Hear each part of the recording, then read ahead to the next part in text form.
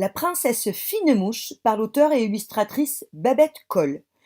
Littérature jeunesse des 3 ans, collection L'heure des histoires, aux éditions Gallimard Jeunesse. Si je vous demande d'imaginer une princesse, vous allez sans doute la décrire douce, sage, bien rangée, timide, attendant avec impatience l'arrivée du prince charmant sur son cheval blanc. Eh bien, la princesse Fine-Mouche, c'est tout l'inverse. Elle est belle, plutôt rebelle, et préfère vivre avec ses animaux de compagnie, enfin, animaux de compagnie qui sont des monstres, et ce qu'elle désire plus que tout est de ne pas se marier en continuant à vivre dans le château familial. Mais voilà, la reine sa mère ne le voit pas du même œil. Arrête de tripoter tes bestioles et trouve-toi un mari. Voilà ce qu'elle lui dit dès la première page du livre. Ni une ni deux, les prétendants envahissent le château et tentent de cohabiter avec les monstres, les crapauds et toutes les créatures étranges de princesse Fine-Mouche. Pour être sûr qu'aucun ne se présenterait comme l'élu de son cœur,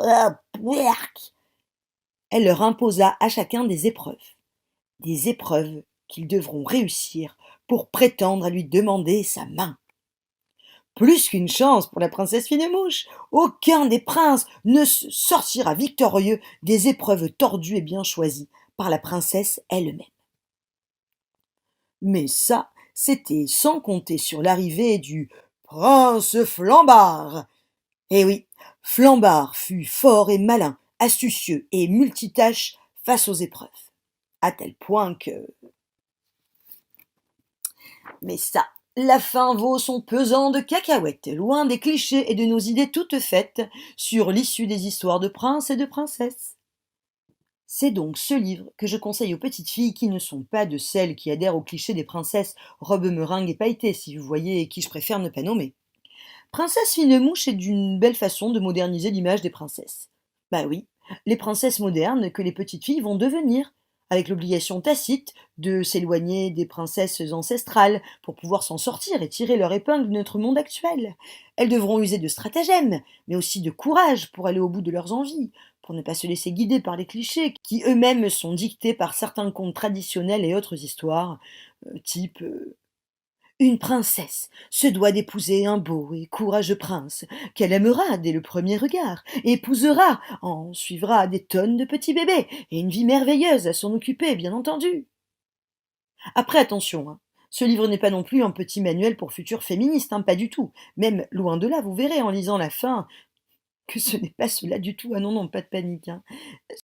C'est juste un petit livre bien écrit, drôle, dans la lecture comme dans le dessin, qui, je suppose, soulagera les petites filles originales et différentes de ne pas espérer les mêmes choses que leurs camarades du même âge. C'est un joli livre qui redéfinit les codes des contes classiques. Il séduira les jeunes indomptables et leurs mamans, comme les petites filles sages et les petites filles que nous étions il y a quelque temps maintenant. C'est pourquoi ce livre me semble vraiment très très intéressant et surtout très hilarant. D'ailleurs, n'hésitez pas, il plaira à tous ceux qui le liront ou l'entendront, j'en suis certaine. Ce livre fait partie de la collection L'heure des histoires, comme La belle lisse poire du prince de mots tordus, ou encore Gruffalo, ou Ma grand-mère est une sorcière. C'est chez Gallimard Jeunesse. Collection de super qualité avec des livres très originaux pour toutes les tranches d'âge. Enfin, ça reste de la jeunesse, hein, de 0 à 13-14 ans.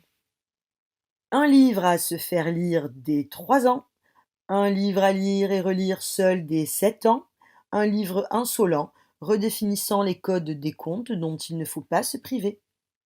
La princesse Fine-Mouche par l'auteure et illustratrice Babette Coll. Littérature jeunesse des 3 ans, collection L'heure des histoires, aux éditions Gallimard Jeunesse.